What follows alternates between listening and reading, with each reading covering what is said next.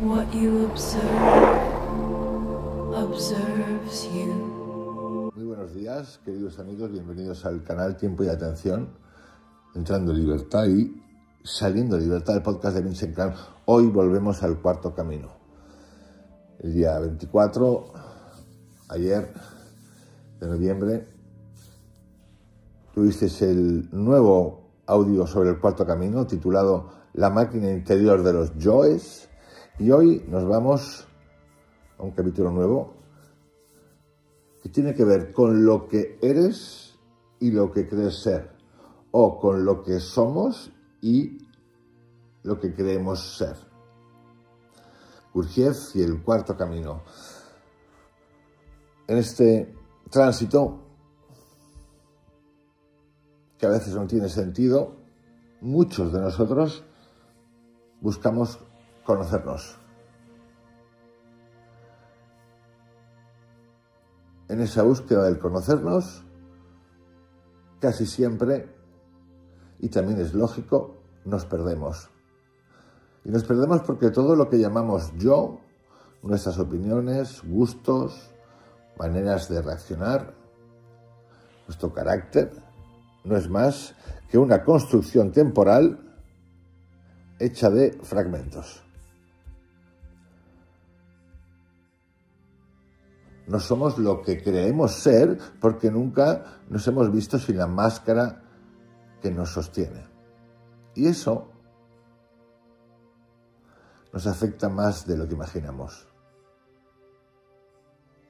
Por personalizarlo un poquito más, te juzgas desde lo que no eres, quieres cambiar desde lo que no existe y te preguntas por qué no avanzas sin ver que no hay un tú estable para avanzar. En este episodio vamos a descubrir algo que Gurdjieff consideraba el punto de partida del trabajo, la estructura real del ser humano, no la psicología superficial, sino la que determina tu nivel de conciencia, tu posibilidad de evolución y el límite invisible que te ata sin que lo notes.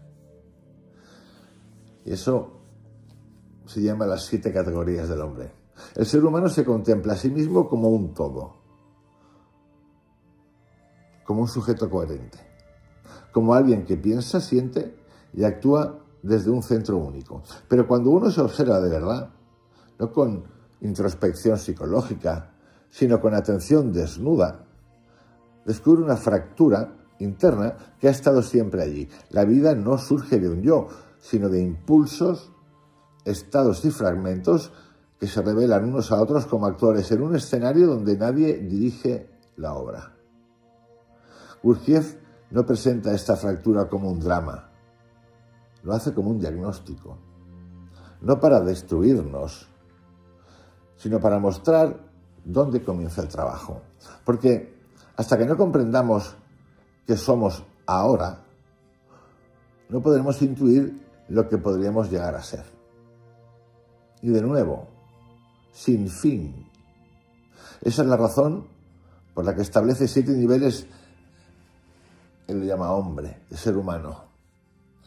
No para clasificar al mundo, sino para que el ser humano se vea con exactitud, para que entienda que su vida no es gobernada por la voluntad, sino por el centro más bajo que domina en él. Y como nadie se conoce realmente, todo el mundo se cree más alto, más guapo de lo que es. Vamos entrando despacio, como si camináramos por dentro de una catedral oscura, y cada nivel fuera un piso al que solo se accede iluminando lo suficiente. En realidad, se accede por vibración. El hombre número 1, el cuerpo a los mandos. Este nivel no se nota porque está normalizado.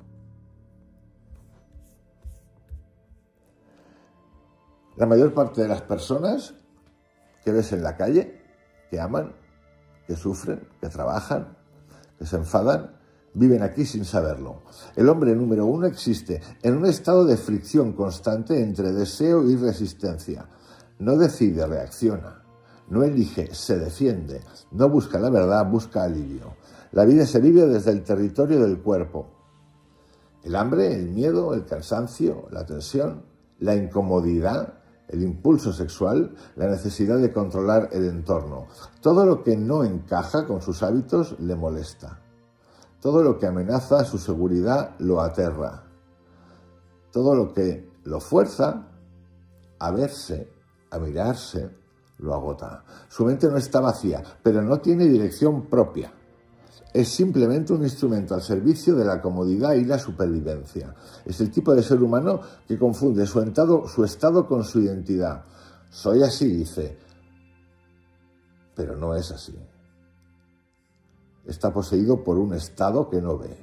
Lo dramático es que puede llegar a ser brillante, talentoso, tierno, incluso espiritual, pero mientras el cuerpo dicte el movimiento interior, será esclavo de lo inmediato. No habrá espacio para la presencia y no habrá posibilidad de querer algo que no sea satisfacción o protección. Gurdjieff no lo condena, simplemente dice: este hombre no puede empezar el trabajo. Porque para empezar necesitas un mínimo de distancia contigo mismo. Y el hombre uno no tiene esa distancia. Él es su estado. Y aquí, amigos, si son 7, estamos casi todos. Con ramificaciones en otro hombre, 2, 3, mujer, 7, 6, 5, lo que tú quieras. Pero aquí estamos casi todos. Y además, no solamente que estamos, sino que nos lo están promoviendo inconscientemente.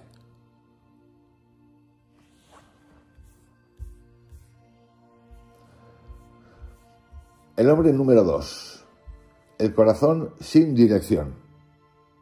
Aquí la existencia se vuelve más cálida, más expresiva, más humana, pero también más inestable. El hombre número 2 vive desde el corazón, pero no desde un corazón despierto, desde el corazón mecánico, un corazón que ama sin medida y odia sin aviso, que se entrega con intensidad y se rompe con facilidad, que idealiza hoy y maldice mañana. Es emocional, pero no consciente, confunde profundidad con intensidad y confunde sensibilidad con verdad. Su vida es un péndulo afectivo.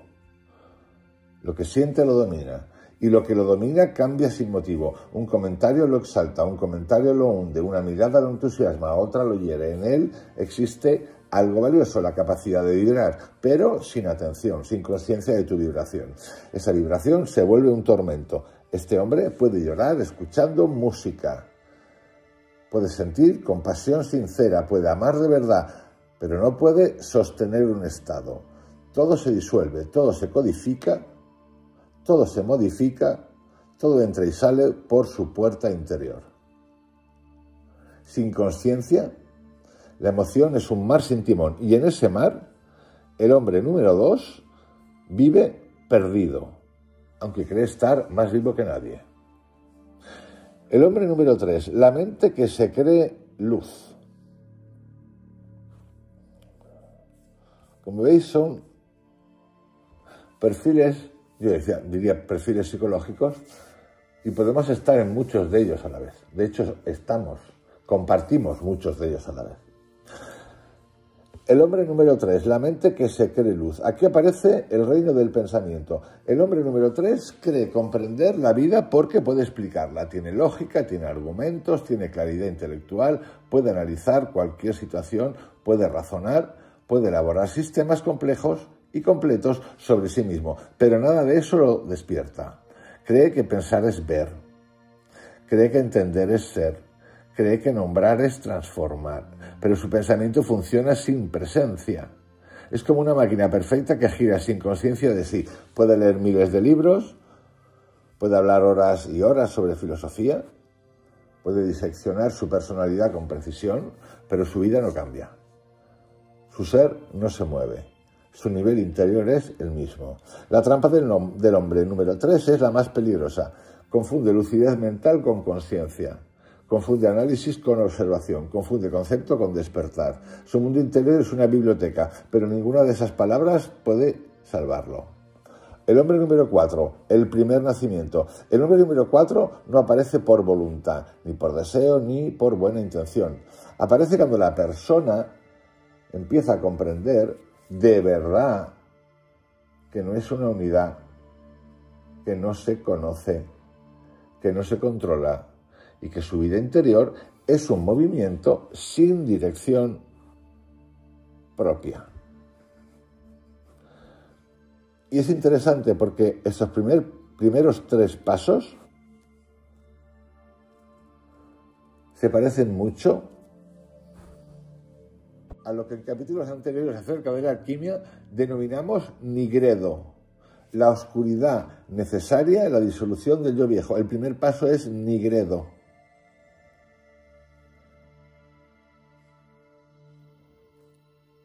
El cuarto es la entrada al segundo paso, que es el albedo.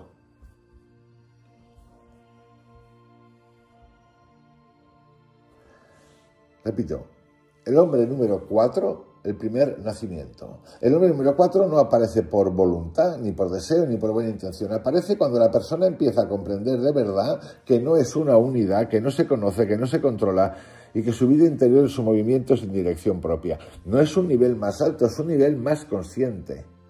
El número 4 es alguien que, en medio de su vida normal, descubre un punto interior que no reacciona. No siempre lo encuentra, a veces dura segundos, a veces un instante, pero ese instante cambia la estructura de todo. Aquí nace una cosa que en los niveles 1, 2 y 3 no existe. La posibilidad de ver el movimiento interior mientras ocurre, sin identificarse con él.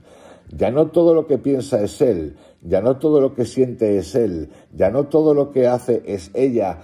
Hay un lugar que observa y en ese lugar, aunque sea débil, existe el principio del trabajo.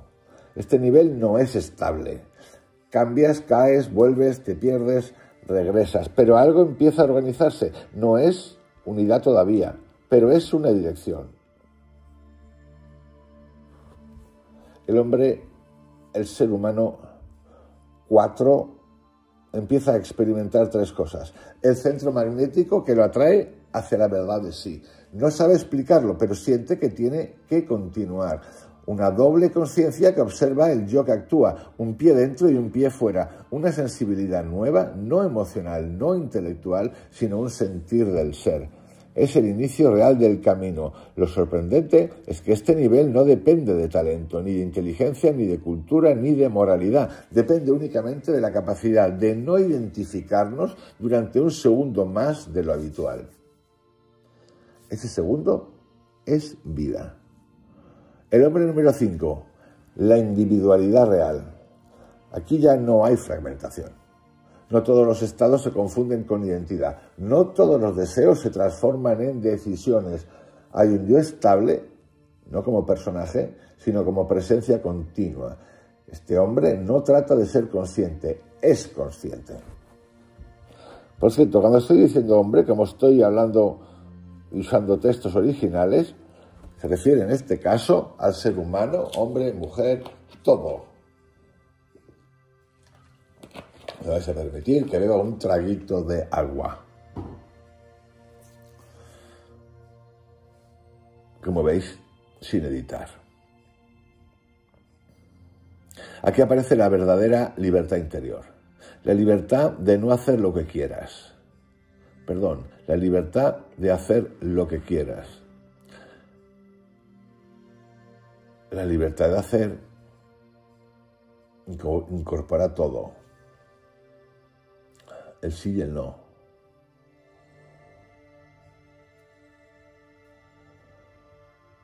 Porque selección. Consciente.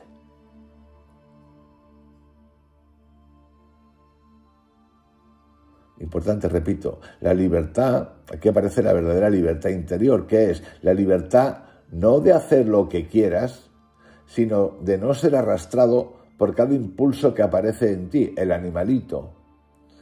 Es alguien cuyo centro de gravedad ya no es mecánico, no vive desde el cuerpo, ni desde la emoción, ni desde la mente aislada, vive desde un conjunto unificado. Este nivel es raro, no se finge, no se actúa, no se simula, no se alcanza por trabajo real. El hombre número 6, la voluntad objetiva. No voluntad psicológica, no intención, no motivación. Voluntad como energía consciente organizada.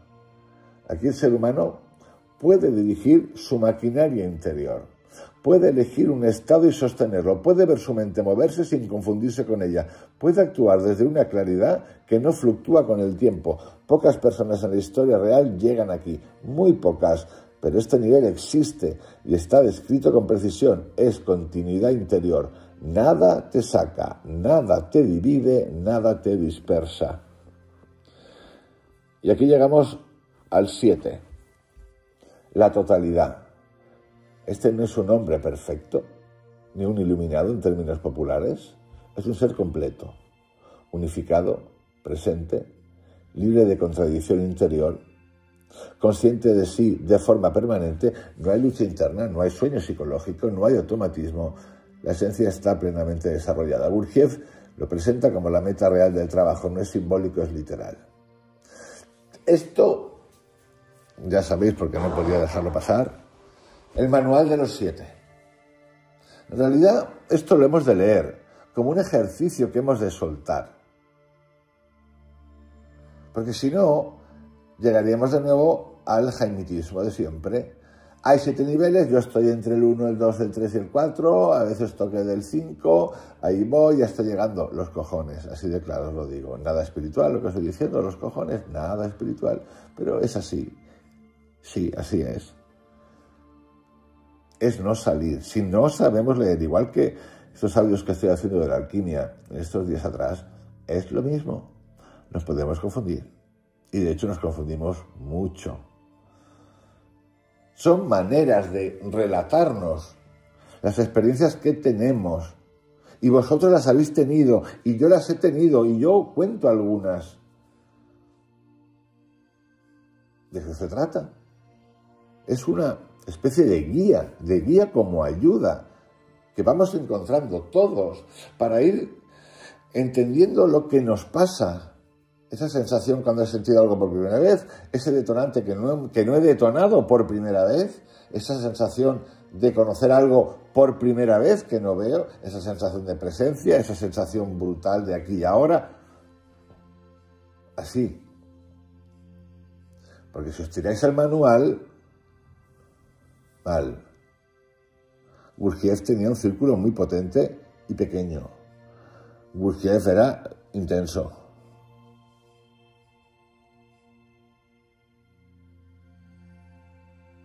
Pero lo de la intensidad o un Gurdjieff intenso o severo, como he dicho alguna vez, severo, o sea, es que era severo, es sencillo de entender. Él narra su historia conforme a lo que es, tiene un grupo porque era líder, con el que también te discute y vamos, salen escopetados, con Uspensky, por ejemplo. Luego aparece Jan de Salman, que explica de otra manera, pero que también tenía su grupo específico. Maurice Nicoll a mí es el que más me gusta, los comentarios psicológicos al cuarto camino. Pero está en tu libertad, en pertenecer o no pertenecer, o pertenecer a ese grupo. Para que el tipo sea severo, te tienes que someter tú, dejarte someter. Que puede ser que tenga un mensaje, que a lo mejor lo tiene.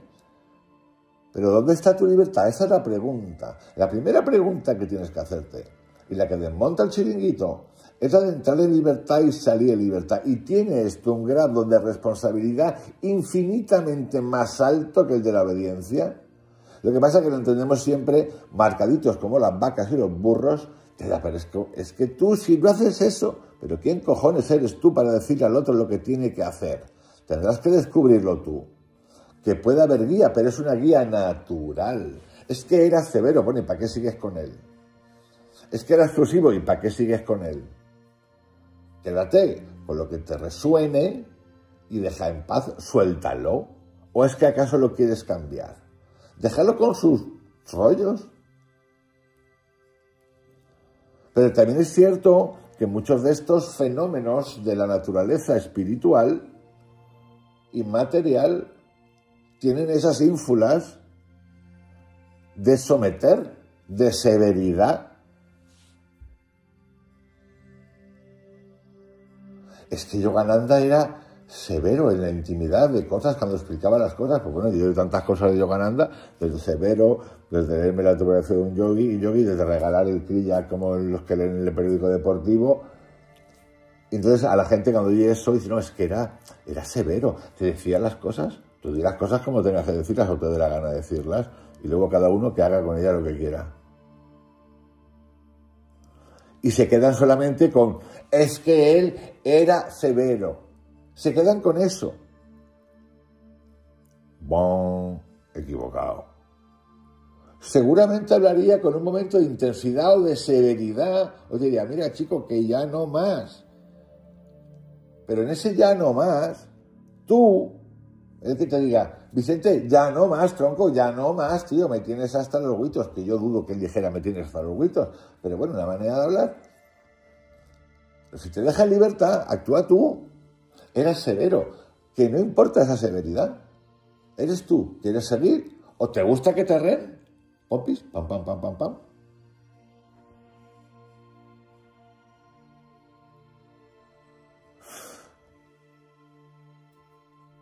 Vamos ahora, dentro del cuarto camino, a la diferencia entre ser y conocimiento.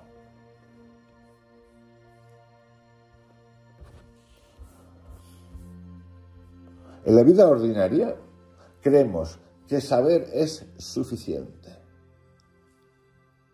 Creemos que la información transforma,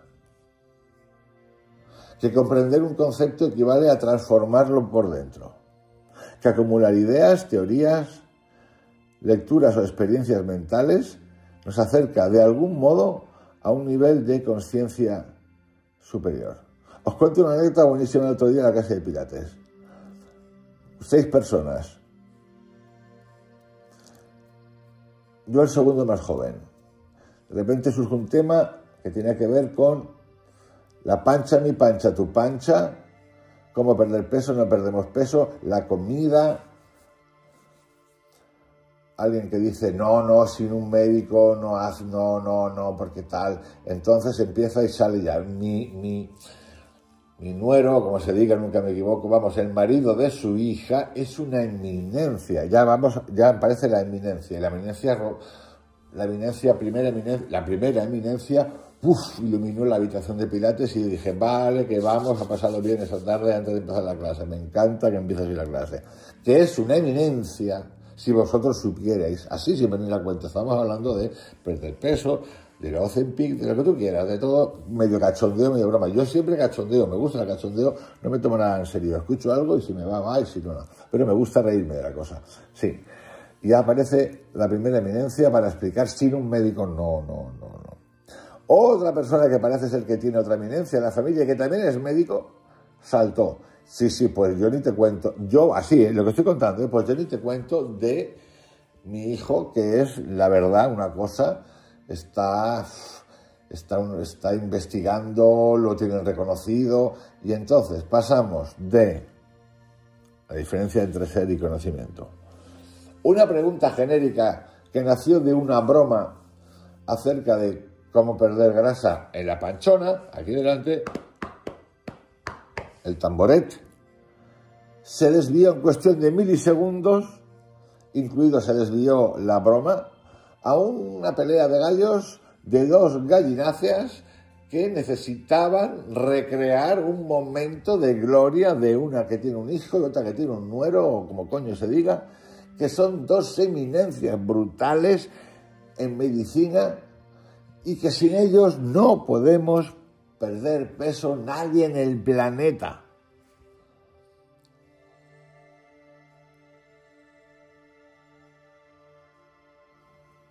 La verdad es que fue súper divertido. Tengo muchas anécdotas más de Pilates. Muchas. Me encantan. Son momentos de aprendizaje. Aprendizaje, diversión y luego ejercicio. Por cierto, que Pilates de aparato mueve la energía de una manera que me tiene alucinado. Volvemos, después de esta anécdota, a la diferencia entre ser y conocimiento. En la vida ordinaria, creemos que saber es suficiente.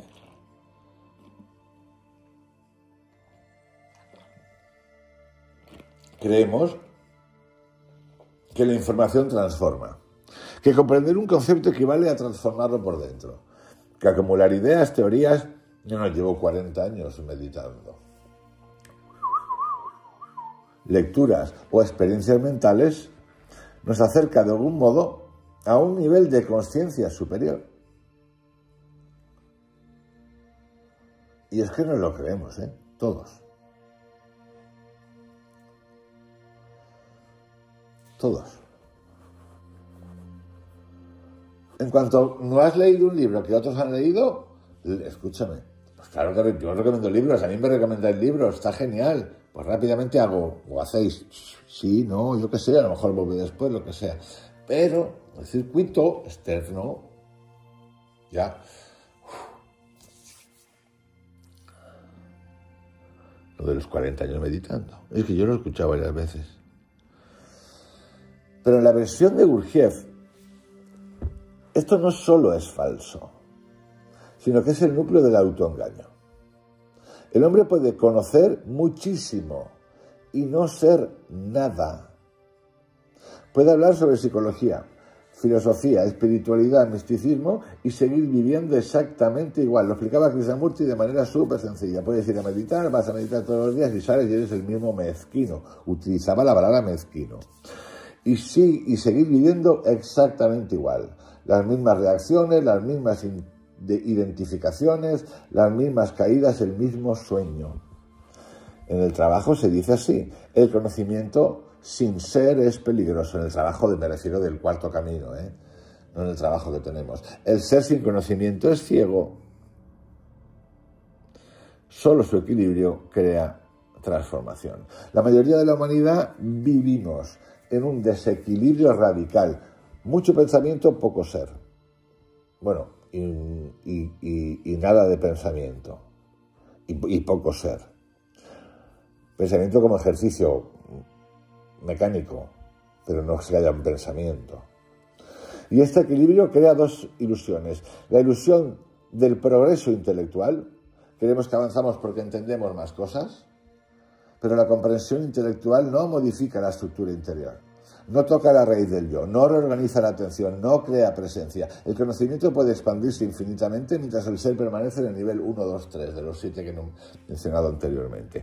Es como estudiar sobre fuego sin encender una llama. 2. La ilusión de la realización emocional o mística. El ego espiritual que llaman algunos. Porque lo que ocurrió es un cambio de cromos.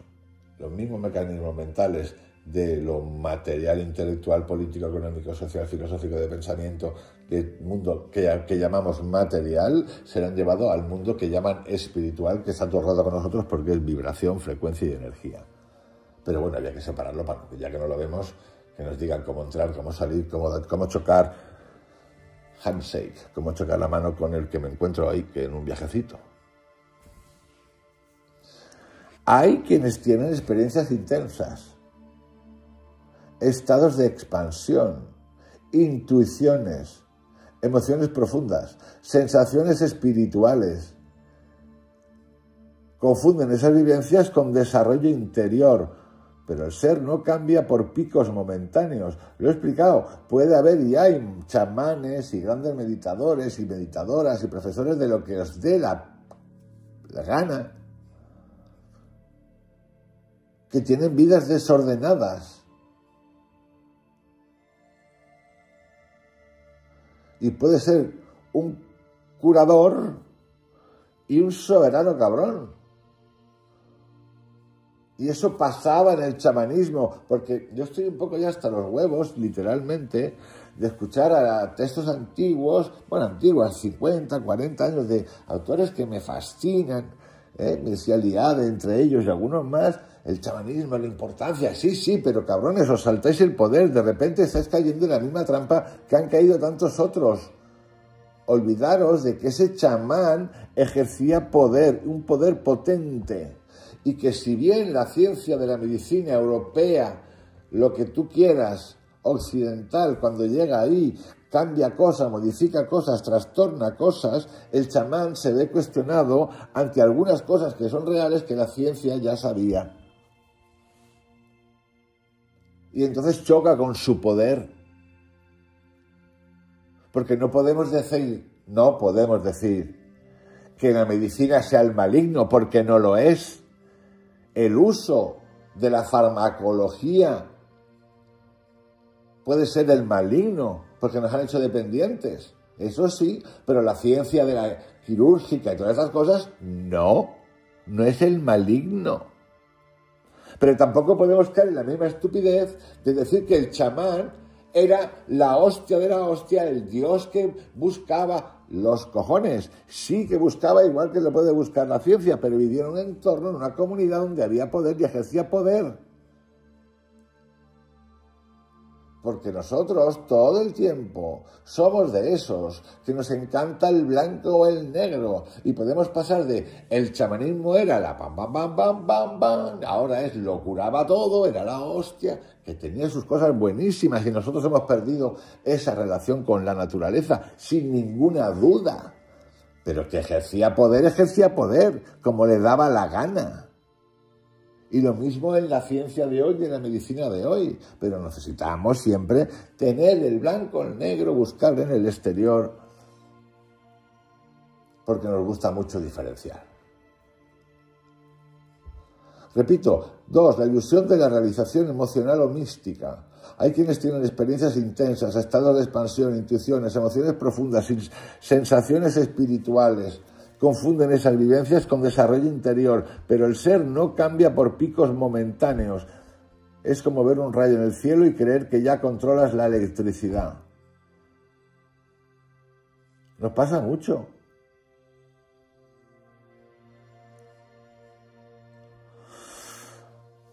¿Qué es el ser en el cuarto camino? No es personalidad. No es carácter, no es memoria, no es pensamiento, no es emoción,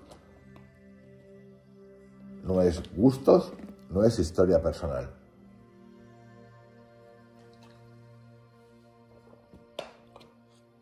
El ser es la cualidad de tu presencia, la densidad de tu atención, la estabilidad de tu conciencia, tu capacidad de permanecer, tu no reactividad interna, tu solidez frente a la dispersión. El ser se ve en un instante, cuando puedes observar lo que te ocurre por dentro sin convertirte en ello. Ese instante vale más que 1000 ideas, porque ese instante te cambia, te mueve de sitio, te descentra de tu automatismo. Y vamos a la pregunta, ¿qué es el conocimiento en el cuarto camino? Es todo lo que entra desde fuera. Información, ideas, sistemas, técnicas, explicaciones y mapas. El conocimiento es necesario, pero solo sirve cuando hay algo en ti capaz de recibirlo sin deformarlo. Si el ser es bajo, y no me refiero de altura, el conocimiento se vuelve imaginación. El hombre, la persona, el ser humano cree que sabe, cree que comprende, cree que está avanzando, pero todo ocurre en la mente mecánica. Por eso Gurdjieff golpea con una frase que debería ser una alarma interior. Antes de aumentar lo que sabes, aumenta lo que eres.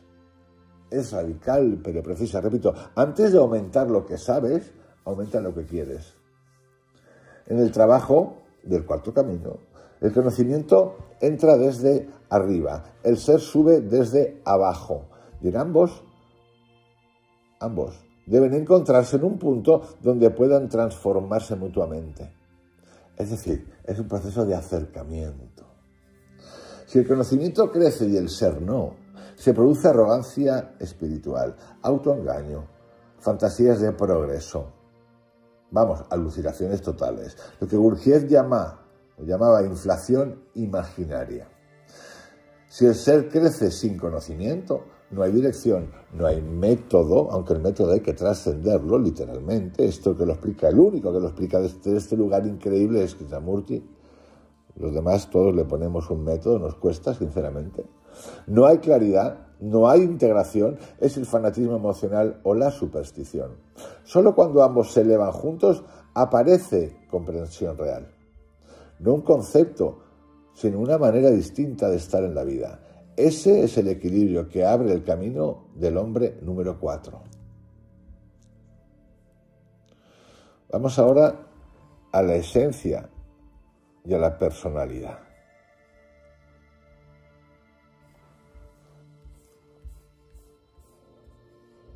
Y eso que estoy contando ocurre ahora mismo.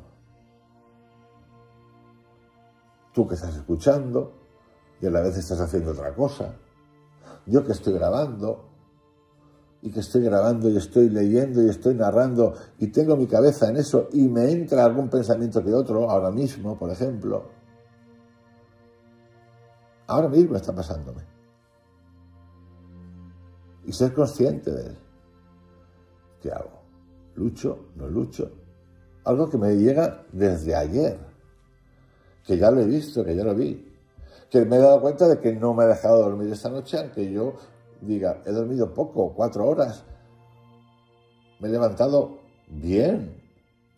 Pero está ahí. Lo veo. ¿Qué hago? ¿Lucho? ¿No lucho? ¿He hecho bien? ¿No he hecho bien? Esto es lo importante.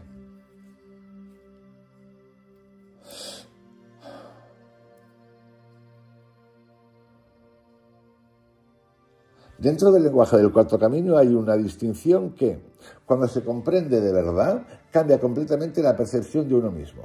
No es una metáfora psicológica ni una teoría espiritual, es un hecho interno que cualquiera puede verificar si observa con atención. La esencia es lo que eres, la personalidad es lo que te construyó el mundo. La esencia nace contigo, la personalidad aparece después. La esencia es tu posibilidad, la personalidad es tu adaptación. La esencia tiene veracidad, la personalidad tiene habitabilidad. La esencia es lenta, profunda, silenciosa, la personalidad es rápida, brillante, ruidosa. La esencia está relacionada con el ser, la personalidad está relacionada con el conocimiento.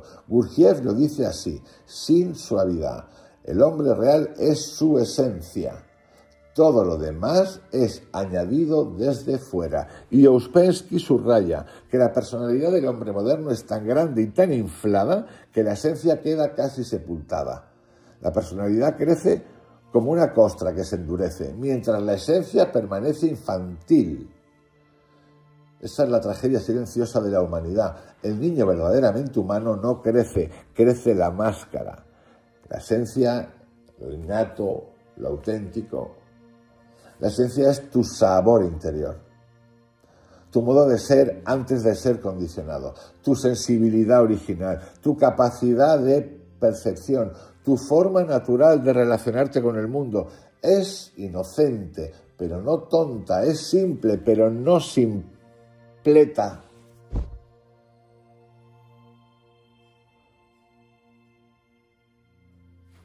Simpleta no existe.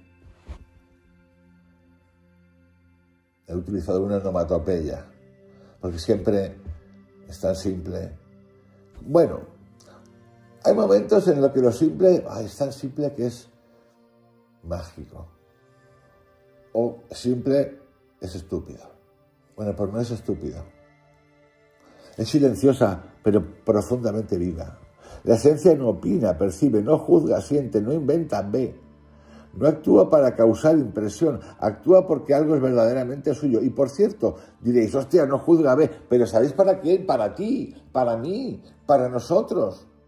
No para los demás, para ti, para ti. La gran obra de la que he hablado eres tú, de la alquimia, eres tú. Y si buscamos todo el tiempo fuera, dejamos de ser.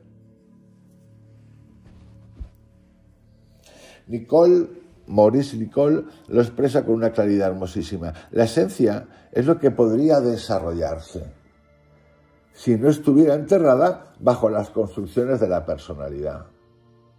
La esencia es lo que permitiría al ser humano crecer de manera orgánica si no fuera asfixiada por la imagen de sí que la rodea. La personalidad el actor, la máscara y la defensa. La personalidad no es mala, es necesaria para vivir en sociedad. Es la suma de todo lo que has aprendido. Opiniones heredadas, modales, educación, ideas fijas, conceptos culturales, creencias religiosas, traumas, mecanismos de defensa, imágenes de éxito, imágenes de fracaso, la forma en que quieres ser visto. Todo eso es personalidad. Y Gurdjieff subraya algo brutal. La personalidad habla en nombre del hombre, pero no es el hombre. Por eso cuando uno dice yo, no habla la esencia, habla la construcción. La personalidad quiere quedar bien. Qué amueblada, qué personalidad más arrebatadora. Qué magnetismo que tiene. Repito, la personalidad quiere quedar bien. Quiere tener razón, quiere ganar, quiere validación, quiere protección, quiere ser especial, quiere no ser herida. La esencia no quiere todo eso. La esencia quiere vivir. La personalidad quiere sobrevivir. El gran problema, la personalidad crece, la esencia no. Inflamados, como un globito, o como un sapo, o una rana. Gurdjieff señala que en la educación moderna, él habla de su época, y aún más en la nuestra, se alimenta sin medida la personalidad. Se premia a la inteligencia rápida. Se castiga la sensibilidad. Se idolatra lo que impresiona. Se ignora lo que es real, se entrena la ambición, se mata la quietud, se enseña a competir, se desprecia y cuando existe silencio. Rápido e inmediato, ya es tarde. Qué lucidez. Sensibilidad. Ahora está desbocada, pero porque se han encargado de llevarla a la expansión brutal, al paroxismo. Se entrena la ambición, se mata la quietud, se enseña a competir, se desprecia el silencio. Y entonces ocurre lo más grave. La esencia deja de desarrollarse alrededor de los 5 o 7 años. Lo deja claro en su obra Fragmentos. En la mayoría de las personas, la esencia deja de crecer muy pronto. Todo lo demás es desarrollo de la personalidad. Lo que crece después no eres tú, es tu personaje. Y a partir de ahí, todo conflicto interior nace de esa división. La esencia quiere una cosa, la personalidad quiere otra. Ambas tiran de ti en direcciones contrarias. Tú llamas confusión a lo que es simplemente desalineación. Tú llamas búsqueda espiritual a lo que es hambre de esencia. Tú llamas problema emocional a lo que es personalidad protegiéndose. Y tú llamas yo a lo que ni siquiera eres tú. El trabajo del cuarto camino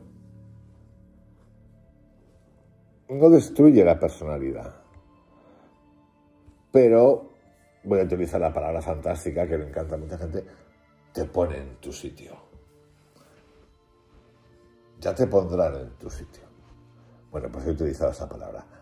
El trabajo no destruye la personalidad, pero la pone en su sitio, la ordena, la somete, la limpia, le quita el trono. Las palabritas son un poquito intensas, ¿eh? La esencia debe crecer, la personalidad debe servir. Cuando esa dirección se invierte, el hombre se pierde.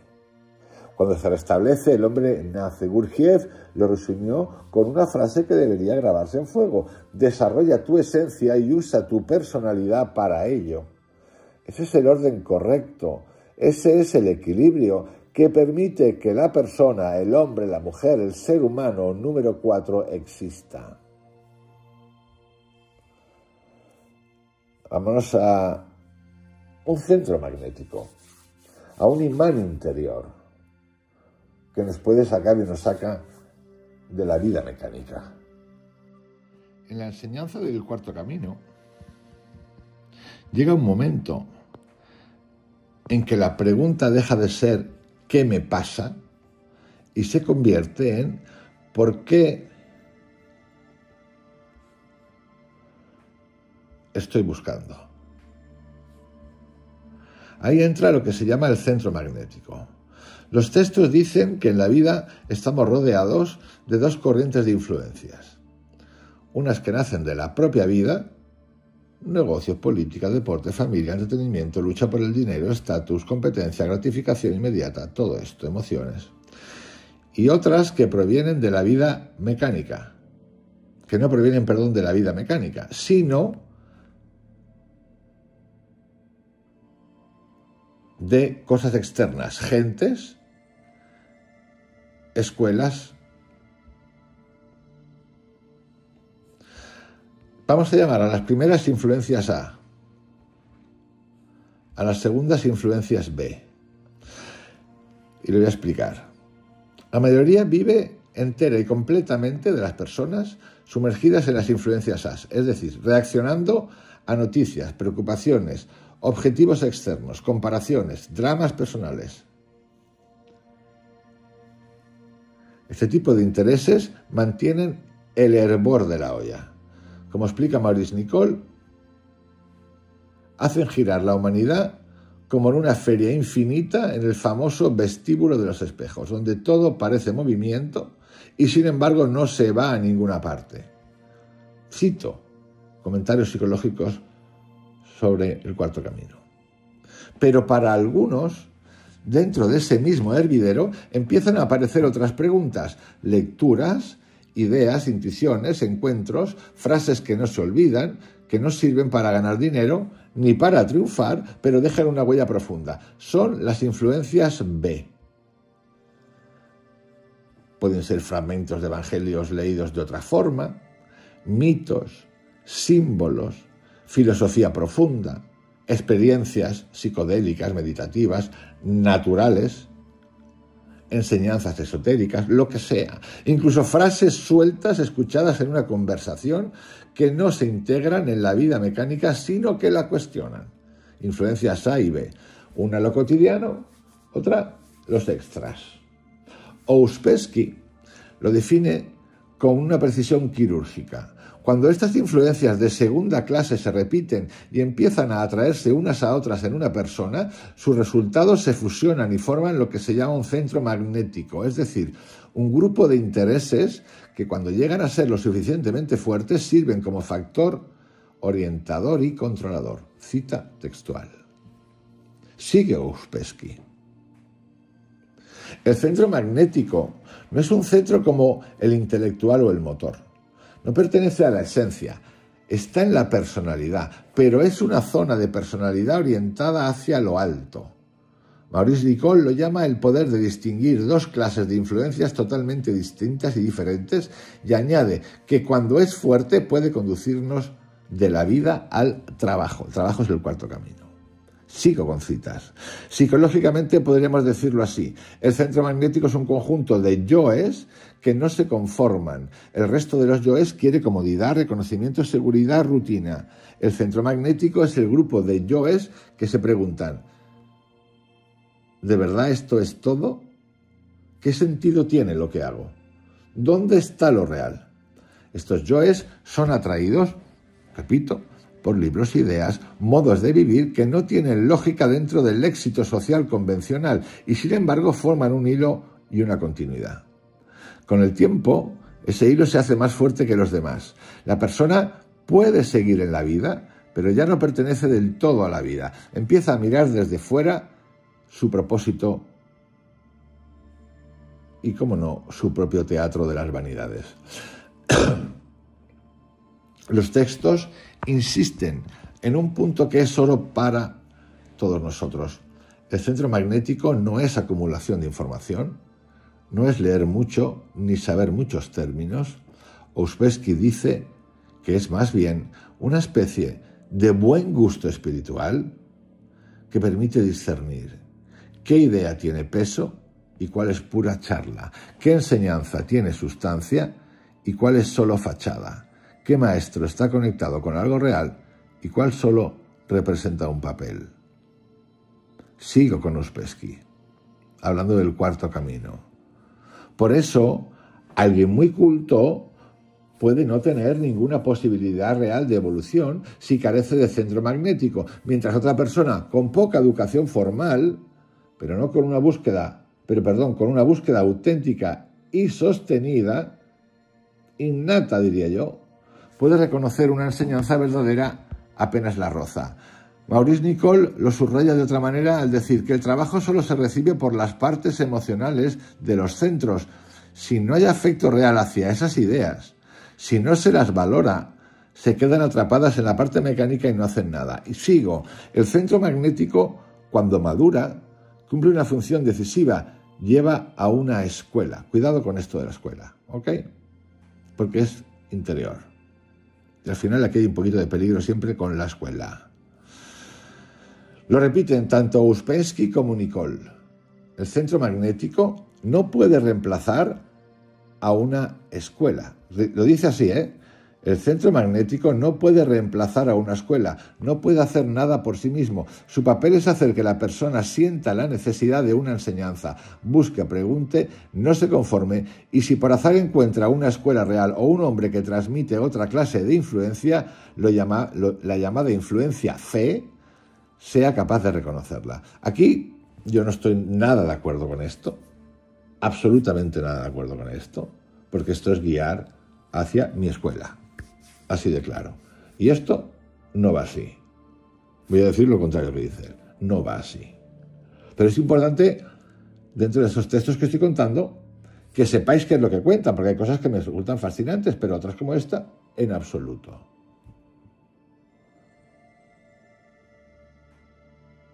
Y el cuarto camino de Gurdjieff tiene una parte que es la suya, igual que tienen muchos de los otros. La escuela. Pues va a ser que no. Yo aquí con Krishnamurti. Por eso en la tradición del cuarto camino se dice que antes de encontrar una escuela ya ha empezado el trabajo en forma de preguntas, insatisfacción y búsqueda interior, y que encontrar el trabajo no es cuestión de saber o de suerte, sino de centro magnético. Es decir, que te imantas. Al mismo tiempo, los textos advierten de un peligro muy actual, un centro magnético equivocado, influencias B deformadas, pseudoespirituales, esoterismo de escaparate, técnicas que buscan poder personal o fascinación.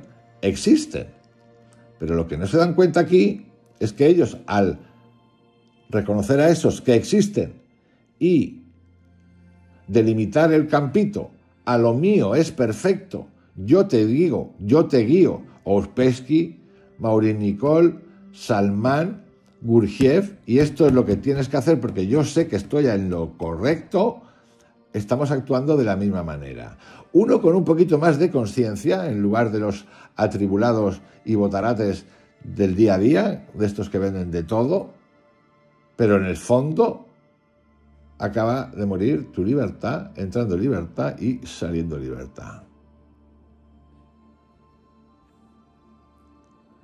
Y dice, técnicas que buscan poder personal o fascinación pueden juntar en una persona una mezcla de intereses, símbolos y prácticas que crean un falso centro magnético. Esto ocurre y nos ha ocurrido a todos, literalmente.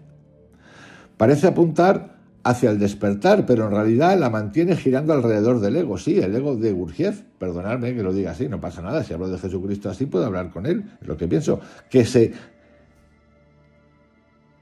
arroga, yo soy la verdad y yo te digo el camino. Repito, pero en realidad lo mantiene girando alrededor del ego, la importancia personal y la fantasía. Entonces, aquello que debería conducir a la libertad se convierte en una nueva forma de esclavitud. Ouspensky dice, sin rodeos, que un centro magnético enfermo es solo un estorbo y nada más. Para que tú lo puedas contar, para que lo podamos entender, lo podemos llevar a lo cotidiano. Hay personas para las que los problemas, el trabajo, las relaciones y los objetivos son todo lo que existe. Y hay otras en las que, a pesar del ruido, algo en el centro no se vende. Y por cierto, no te hace falta nada. Y por cierto, tú te puedes montar tu cuarto camino, tu octavo camino, tu 12avo, como se diga, un decimosegundo camino, lo que te dé la gana, sin pedirle permiso a nadie. Solo necesitas atención, conciencia de tu vibración, movimiento, energía y silencio. Ese algo hecho de lecturas que no olvidan, de experiencias interiores, de intuiciones, dolores que abren, preguntas que no se pueden callar, es lo que en el lenguaje del cuarto camino se llama el centro magnético. No es un título espiritual, no es una etiqueta, es una tensión amorosa hacia lo real. Pero esto lo hemos vivido muchos sin necesidad de llamarlo cuarto camino. Y sin ese imán interior, la enseñanza de Gurdjieff pasa de largo, se oye, se admira, se discute, pero no arraiga.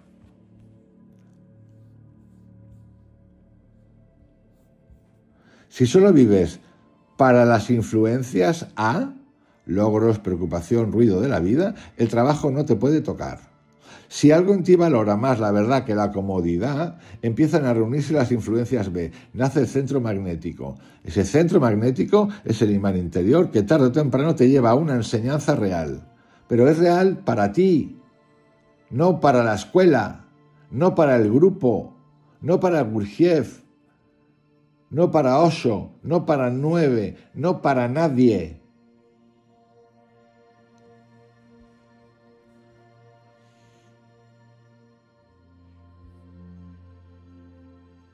Y vais a encontraros con momentos en los que todo esto, la sensación de una profundidad real, esa belleza, ese misterio espiritual, se va a romper. Y por cierto, no para de romperse. No para de romperse.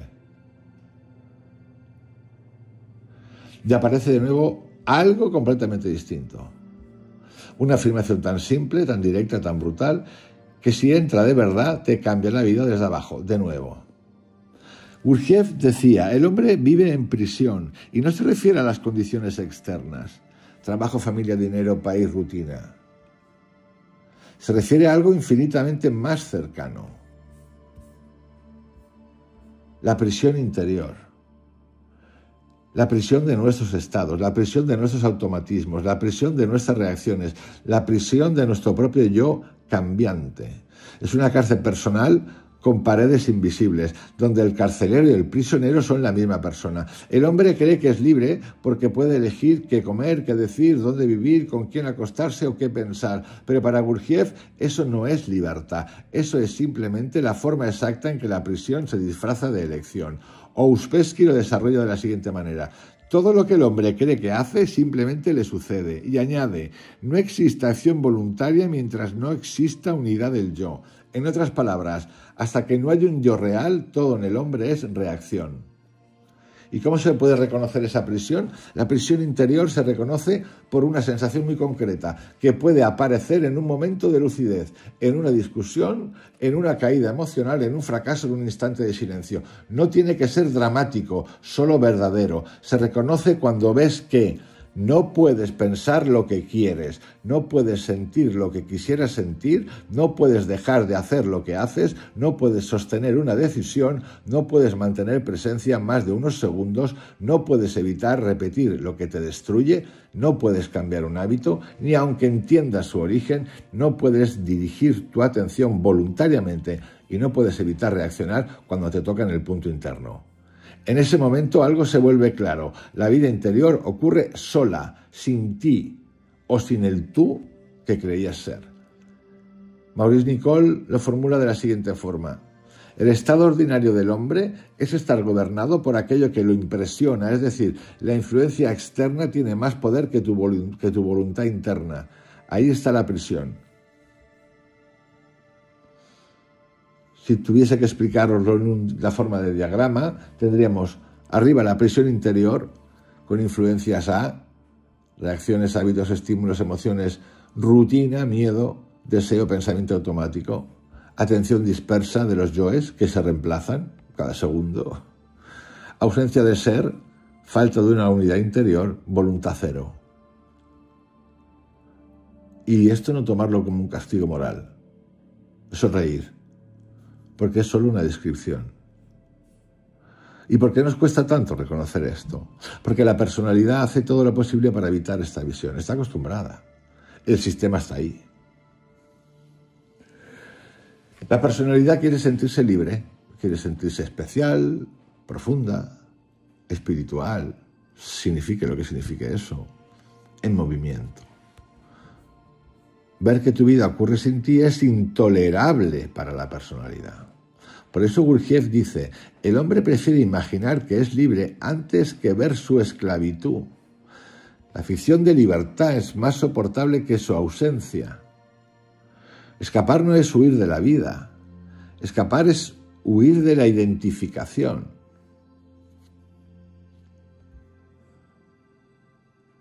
Lo que pasa es que escapar se queda corto, porque sí, escapar es un huir. Escapar con conciencia, con atención, es desidentificarse. Ver sin dramatismo, sin emoción, cómo funciona la máquina interior, ver la cadena de reacciones, ver la estructura del sueño, ver que no hay un yo que decide, y en ese instante de visión algo cambia, no la máquina, sino tu relación con ella. Ese es el principio de la libertad. Ouspensky lo dice con una exactitud matemática. La libertad comienza con el conocimiento de la necesidad, es decir, solo cuando ves lo que no puedes hacer, nace lo poco que puedes hacer. Y Gurdjieff remata, la prisión está hecha de identificaciones. Salir de la prisión no es romper las paredes, es dejar de tomarlas por tu cara interior. En el trabajo se habla de choque consciente, un impacto interior que no viene desde fuera, sino desde la visión lúcida de ti mismo. Ese choque es doble, ver que estás en prisión, ver que quieres salir. El mundo no te saca, nadie te saca, ni siquiera las ideas te sacan. Es el deseo profundo de libertad, no psicológica, sino ontológica, lo que rompe la primera capa del sueño. Maurice Licot lo describe de la siguiente manera. El primer paso del trabajo es ver que no somos libres. El segundo es sentir la necesidad de esa libertad y ahí comienza el camino. En pocas palabras, la prisión no es la vida, eres tú bajo la vida. La prisión es automática, pensamientos, emociones, hábitos y reacciones. Ver la prisión es doloroso, pero abre un punto interior nuevo. Ese punto es el inicio del hombre número 4. Si ves la prisión y quieres salir, empieza el trabajo. Si no ves la prisión, no hay nada que hacer todavía. Si no vemos lo que nos ocurre, no hacemos nada. Es un cambio de cromos de monito. Y todo lo hemos hecho. Mucha clase, mucho coaching, mucho lo que tú quieras. Pero yo vengo a reconfirmar. Pues nada, arrea con tu camino. Pero ni siquiera el otro es quien te tiene que decir. Lo tienes que descubrir tú. Lo tienes que descubrir tú. No hay cambio si no hay reconocimiento en ti. Si vienes a reconocerte, no vayas, amigos, y lo hacemos todo el tiempo. Si tú eres una persona, y os pongo un ejemplo, que dice, estoy en mi casa y estoy re bien y tal, pero me siento solo porque echo de menos y luego tengo un entorno aquí fuera que me molesta, que no sé qué, que no es tal... Pero sí, me estoy igual. Y ahora me voy a otra casa, con un familiar o con lo que te dé la gana, o otra casa, y dices, ay, también estoy bien, pero aquí hay cosas que tal, que cual. El problema eres tú, o yo, porque soy un culo de mal asiento, porque soy como el perro del hortelano, ni como ni dejo comer, y estoy queriendo que cambie todo lo que hay aquí en A y ahí en B para que yo esté a gusto, que los que ahí fuera actúen como yo quiero, para yo sentirme bien, tócate los huevos, y cuando me voy al otro lado, que también cambien los otros para que yo me siente bien. Y yo allí también me siento bien, pero hay una cosa que me molesta, y aquí me siento bien, en mi casa, pero hay cosas que me molestan. Tú no dejas de comer, no das ni comer ni dejas comer. Lo explico un poco bruto, pero para ver si nos entra. El problema eres tú. La famosa frase del libro, ¿cómo tratar con gente tóxica? Lo primero, antes de comprártelo, cógelo, míralo y dices, seré yo. Y seguro que lo dejas. Y aquí vamos a entrar ahora en un apartado del cuarto camino, que lo voy a contar como lo cuentan ellos, en el que yo no participo y obviamente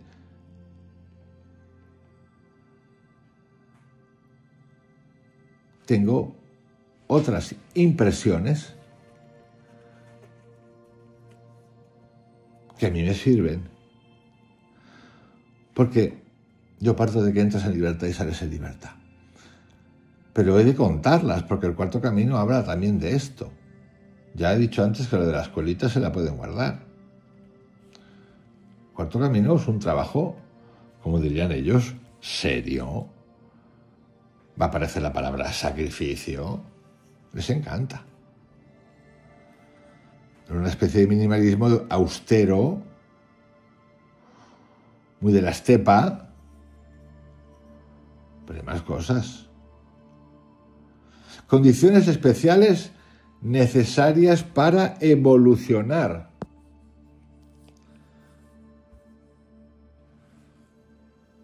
Esto ya, cuando nos lo dicen, es como llevo 40 años meditando. ¿Evolucionar qué?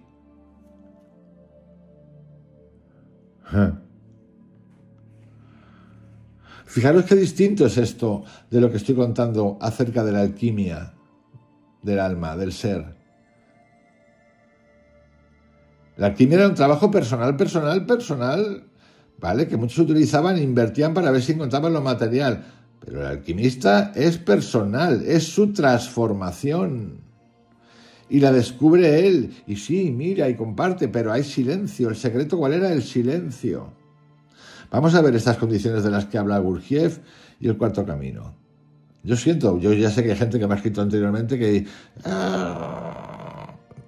lo siento, no sé, entramos en libertad, salimos en libertad, porque yo lea a Gurdjieff, me lea a Maurice Nicole, a Nadia Salman, a Ouspensky, no quiere decir que me tenga que poner de rodillas y decir efectivamente, así es. Pero no lo he hecho con esto, no lo he hecho con la Biblia, no lo he hecho con el Nuevo Testamento, no lo he hecho con Krishnamurti, no lo hago con nadie. Ni con el concepto que me han vendido, nos han vendido de Dios, ni de Jesucristo, ni de Buda, ni de nada. Esto lo leen en general. Tú todavía no has caído del burro. ¡Epa!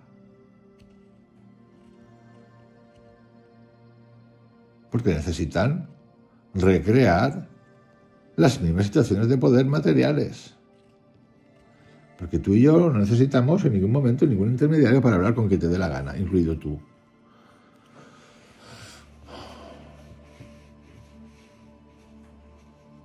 Y ahí es donde estoy. Y como he contado antes, pasan cosas, cambios nuevos, nuevas cosas, todo el tiempo.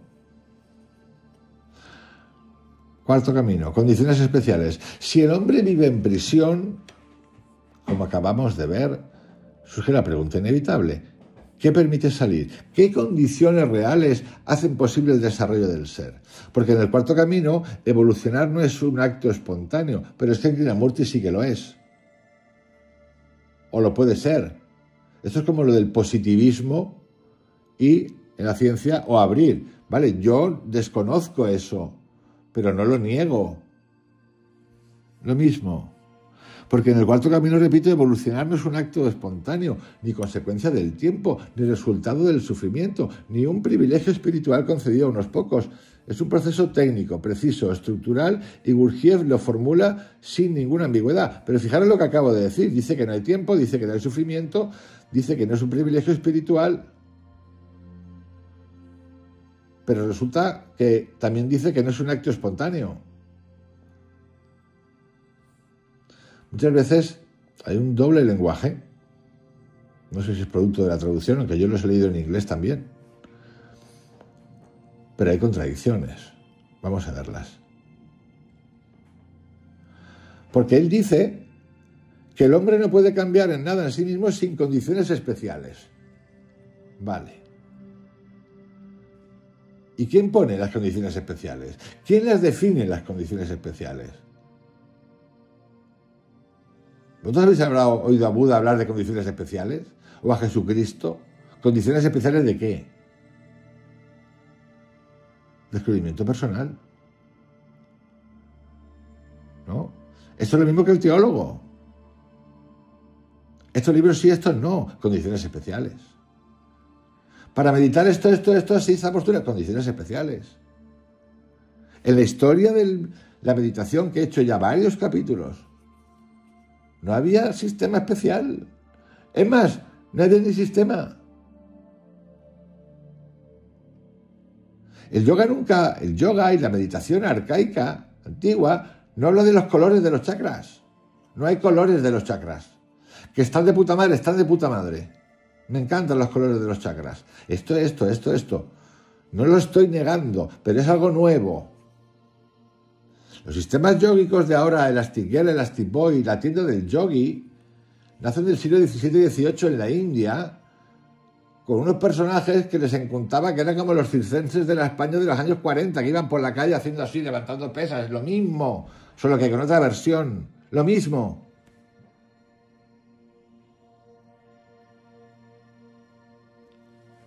De ahí la fauna. El hombre no puede cambiar nada en sí mismo sin condiciones especiales. La vida ordinaria no proporciona esas condiciones. Ya estamos jodidos. La vida ordinaria genera sueño, identificación, reactividad y dispersión. Totalmente de acuerdo. El sistema se retroalimenta para estar y para controlarnos. Sin duda. Para evolucionar hace falta otra cosa. Orientación distinta. ¿Orientación de quién? De alguien, ¿no? Vale.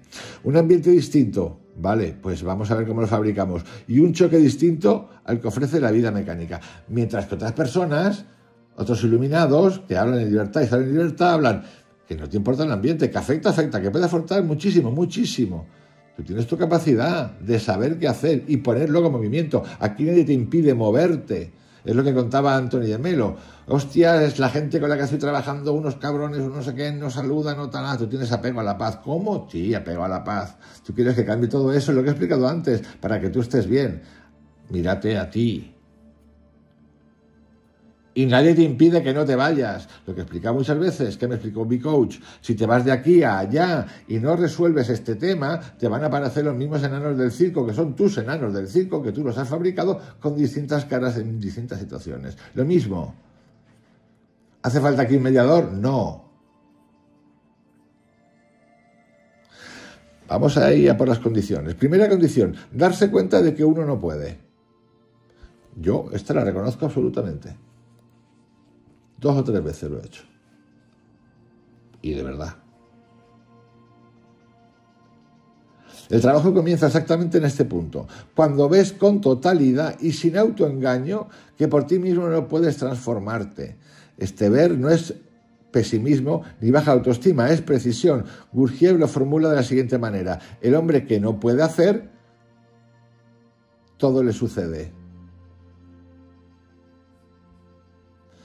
Hasta que esa frase no se vuelve experiencia interior, no hay comienzo posible. Repito, el hombre no puede hacer. Todo le sucede. Mientras creas que puedes cambiarte a ti mismo por voluntad, motivación, entusiasmo, inspiración e intelecto, seguirás atrapado en la misma maquinaria donde estamos. Ver que no puedes es derrota. Es la única apertura real. Derrota, rendición, de rodillas. Pero es que nos encanta, a Cuarto Camino le encantan estas palabritas potentes. Pues derrota, chico, ¿quieres llamarlo derrota? Derrota. ¿Tú te crees que Jesucristo, Dios, Krishnamurti, bueno, equilibrado Krishnamurti con lo que tú quieras, Yogananda, a mí me habla de derrota? O de sacrificio, o de arrodíllate? Nunca me ha hablado así, ni me va a hablar así. Me habla desde el amor, desde el convencimiento y el entrenamiento. ¿Pero qué derrota? ¿Derrota contra quién? El gran paso que nos enseña los viajes silocibios y otros más es el de entender la muerte. Entonces la muerte es derrota ante la vida. Cuando caes, mueres, resucitas, sales, resurges, muerte en vida. Que es renovarse. Pero qué derrota. Pero si sin esa derrota no hubiéramos aprendido Somanteca. Pero les encanta. No son católicos, no son cristianos, no son severos, pero tienen toques severos. Los tiene. 2. Segunda condición, contacto con influencias superiores. ¿Pero quiénes son las influencias superiores? ¿Las del manual? ¿Las que nos dice la Biblia? ¿Las que nos dice el Corán? ¿Las que nos dicen los chamanes? ¿Las que hemos visto en un viaje de psilocibina de meditación? ¿Las que hemos visto por la calle? ¿Los angelitos? ¿Lo que cuenta Manuel Swedenborg? ¿Lo que cuenta cada uno en su teoría religiosa y cultural de su vida? ¿Pero qué entes superiores? ¿El manual, el profesor? No existen entes superiores. Existe vibración y frecuencia. Y existe tú en tu ser interior que escuchas y cambias y modificas si te da la gana. Pero no va a haber manera, ya te lo digo, no hay manera, por mucho que tú quieras, que alguien te agarre del pescuezo sin que tú llegues a entender de qué está pasando, que te coloque de la A a la Z en una vibración superior porque le has caído bien, eres simpático o le has rezado un poquito. No. No. Seres superiores. Lázaro, levántate y anda, lo has resucitado, la puta madre, Jesucristo bonito, como te quiero. Pero Lázaro murió, ¿no? Después, digo yo, años después. ¿Qué pasó? ¿Le faldeó el cartucho? ¿No estaba Jesucristo por en medio? ¿Qué pasó? Seres superiores. No es que es un avatar, pero ¿cómo coño sabes tú que es un avatar si tú no eres un avatar?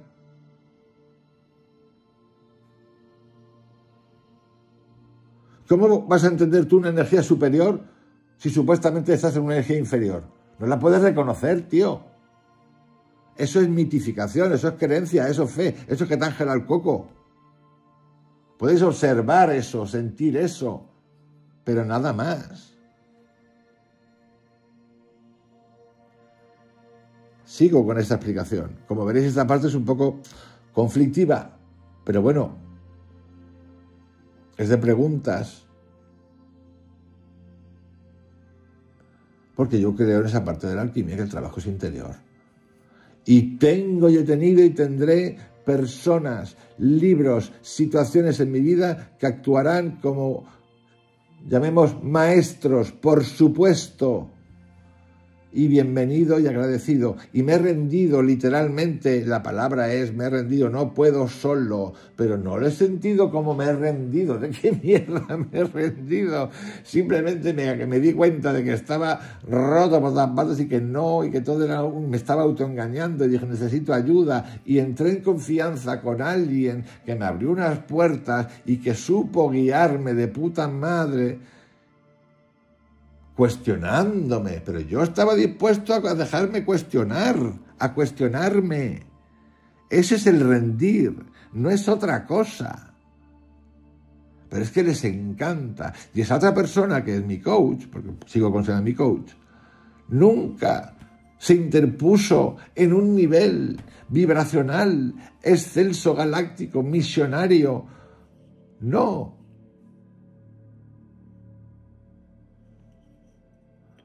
Segunda condición, contacto con influencias superiores. El hombre no evoluciona desde su propio nivel, no puede, dice.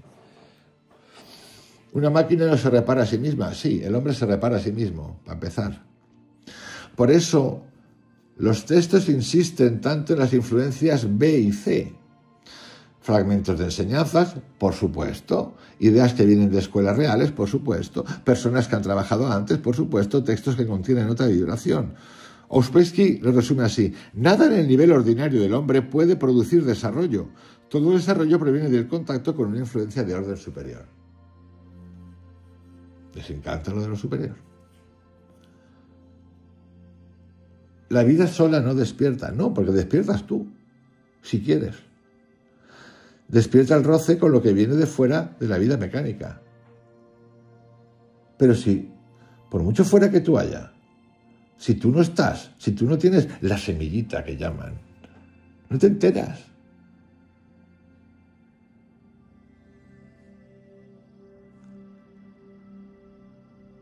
¿Qué pasaría con Jesucristo? La gente que la estudia y todo, si volviese, supongamos, se lo cargan otra vez. Voy a decirlo mejor, nos lo cargamos otra vez.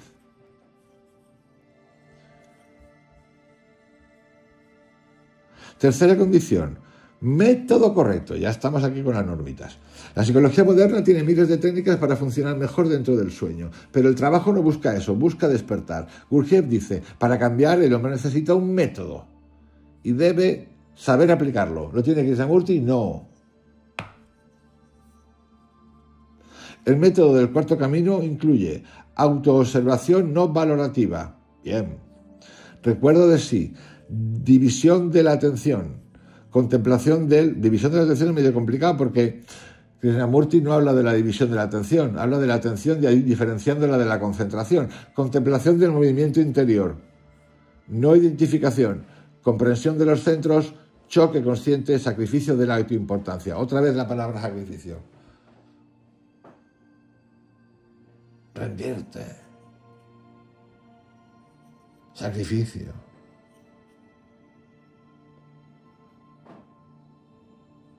Yo nunca he sentido esa palabra en mis carnes del sacrificio cuando me han pasado las cosas que me han pasado. No.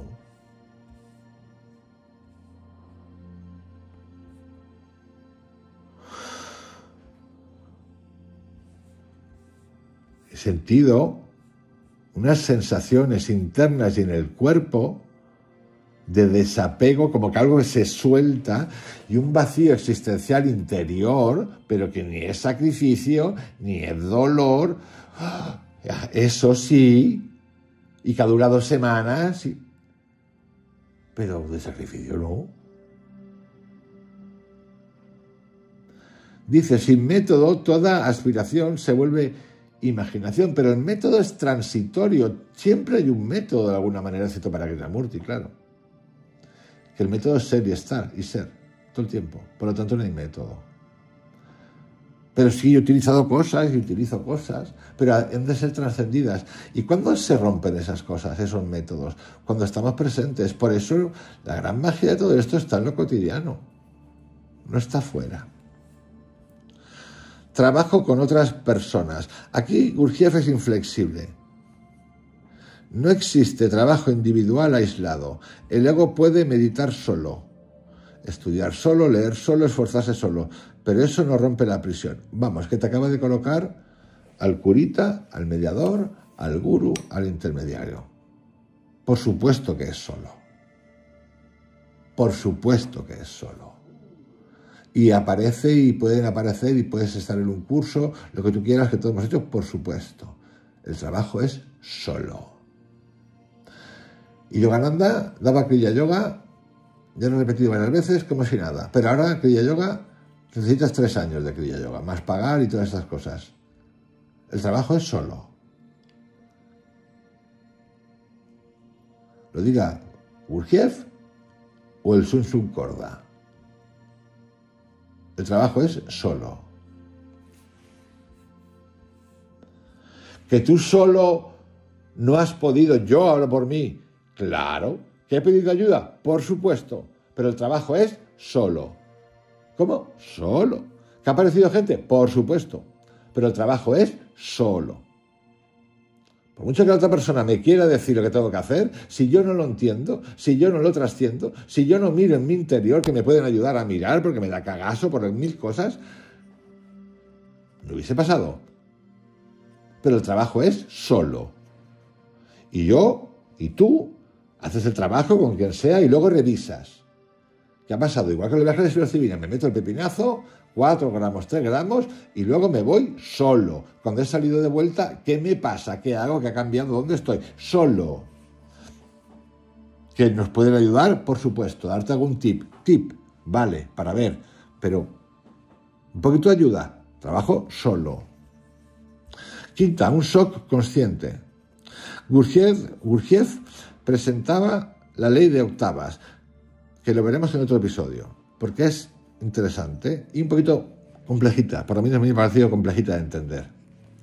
Para explicar que todo proceso necesita choques en los puntos críticos. El desarrollo no es lineal, exige impactos.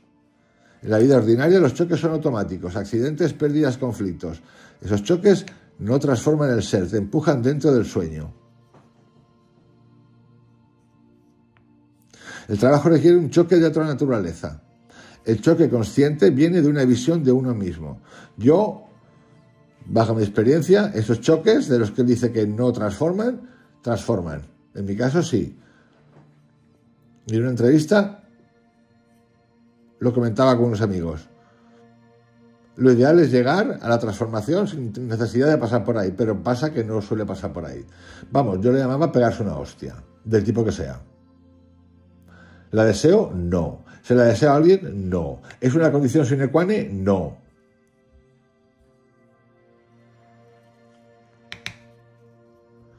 Pero aquí el cuarto camino dice que el choque consciente viene de una visión de uno mismo.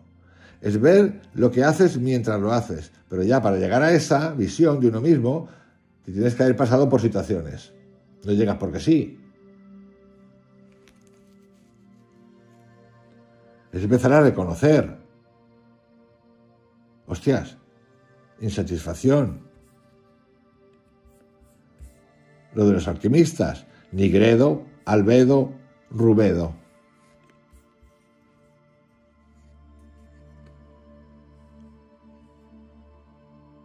Y sí que ahí pueden participar personas.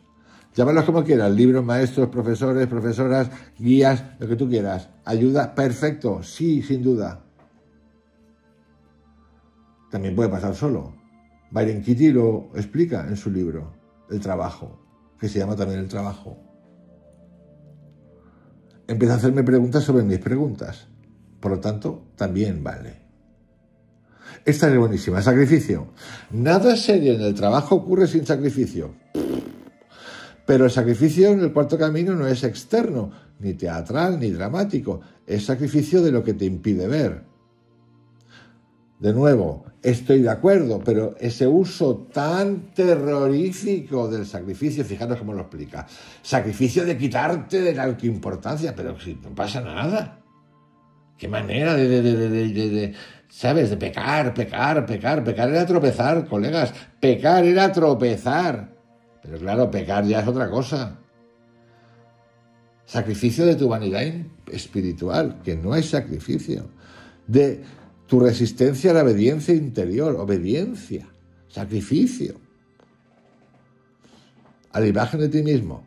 En fin, que lo entendemos, que lo entiendo, pero me sobra la palabra sacrificio. Séptima, deseo real de evolucionar. Vamos, resumido, querer.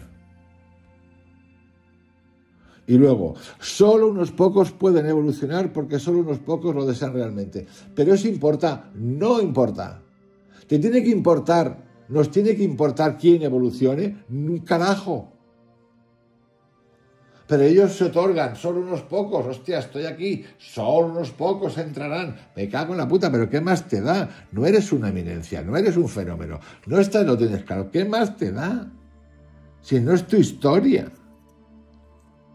Aquí lo que hacemos es elitismo, convertirse en gurú, en guía, solo llegan los que yo digo que llegan, pero es que hay muchos y muchos sistemas distintos, por lo tanto, ¿de qué cojones estamos hablando?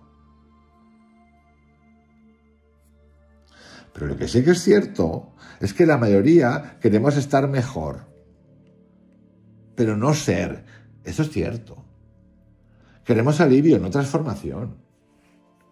Queremos experiencias, pero sin cambiar nada. Queremos confirmación de que lo demás que yo pienso, que veo y que cambian los demás es cierto, pero no queremos verdad. No queremos coger el libro que pone el tóxico eres tú. Puta. No. El deseo real, y esto lo comparto con el cuarto camino, es un movimiento del ser. Pero el que yo lo comparta no significa nada. Significa para mí.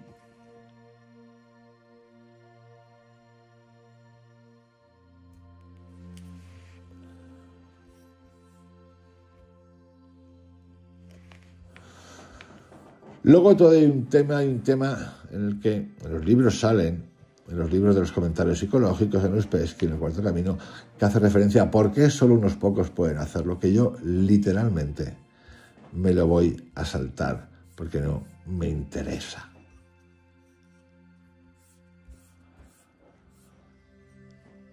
Llevamos 1 hora y media. con el cuarto camino, vienen más con el cuarto camino. Y quiero cerrar este audio de hoy integrando de alguna manera lo que hemos revisado juntos. ¿Qué es realmente un ser humano según Gurdjieff y por qué no eres lo que crees ser? Cuando miras este capítulo entero con distancia, y te invito a que lo hagas, ves que no es un conjunto de ideas sueltas, es un camino interior, pero que cada uno ha de descubrir. Hemos empezado desmontando la ilusión básica, la ilusión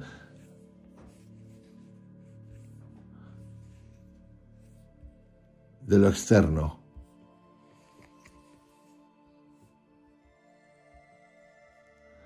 Has visto que el hombre no es un individuo único, sino una multiplicidad de yoes que se suceden, se contradicen y se reemplazan, que lo que llamas yo es un conjunto de estados que te usan, que hablan por ti, deciden por ti, que reaccionan por ti. Has visto que tu vida interior no es una continuidad, sino una colección de fragmentos. Has visto también que todo verdadero crecimiento empieza cuando distingues entre ser y conocimiento, que saber no transforma, que leer no despierta, que comprender intelectualmente no modifica tu nivel del ser, que tu presencia, tu capacidad de mantenerte dentro de ti vale infinitamente más que tus ideas. Luego hemos descendido a la raíz, esencia y personalidad, dos movimientos interiores, dos naturalezas distintas, dos direcciones opuestas, una verdadera, otra construida, una que puede evolucionar, otra que puede aprender pero no crecer. ¿Has visto por qué la esencia infantil del hombre moderno está casi siempre enterrada bajo décadas de personalidad hipertrofiada? Después apareció la luz distinta, el centro magnético, el imán interior que reconoce la verdad aún antes de entenderla, ese hilo secreto que conecta en ti intereses superiores, lecturas, intuiciones, búsquedas, personas, lo que tú quieras.